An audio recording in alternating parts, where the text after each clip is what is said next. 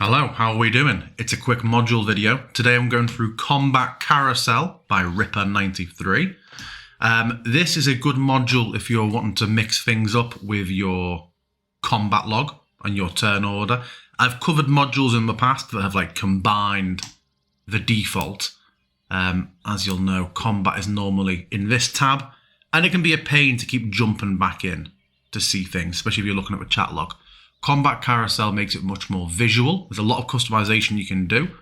I'm going to give you a very, very quick look at what it can do. So I'm going to zoom in. We're about to have combat start.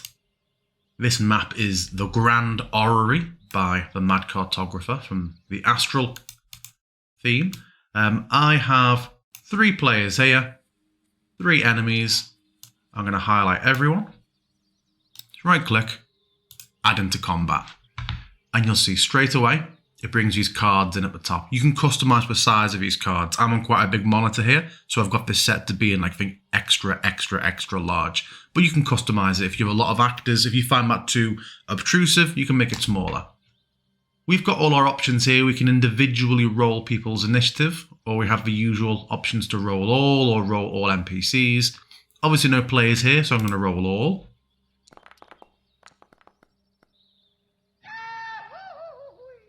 Typically, my Dice So Nice Nat 1 sound had to show up on the video. But initiative has been rolled. We can see everybody's initiative rolls at the top, and then I can click Begin Combat. Brings it down in card order, shows where we are. Actors take their turn, and at the end of each person, you click Next Turn, and you'll see it cycles through. The active card sort of steps down at the bottom. In the settings, you can make it so the active card is in the center or is on the left. You can do what you like with it or on the right. And it just keeps cycling through like this. The sound effects won't play every single time unless you want it to. That's just because everybody is me, because nobody else is online at the moment. Yeah. Goes cycling through like that. When combat is finished, we can click End Combat, empty the turn tracker, and it goes away. What I like about this as well, particularly if you have a lot of automation in your world, seeing it there very visually reminds you to end combat.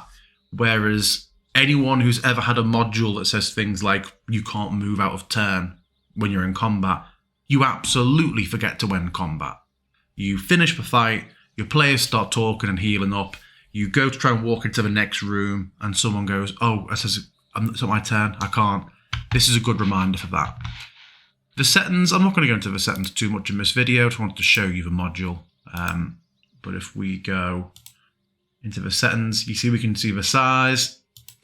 If we want them to scroll or disappear when there's too many on the screen. If we want the carousel to be on the center, like our main card was, at the left or not at all, and just have everybody on screen, that might be a problem if you start having larger combats.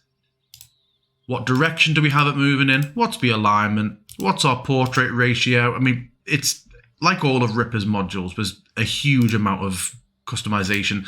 You can either go off the actor image or go off the token, and you can choose whether to have it show the name or not. I quite often don't have my players know the enemy name until they know what the enemy is, so I would probably change that in my world. Yeah, a really cool, really quick little module that I've started to use that completely changes how visual your combat is. Hope you enjoy it.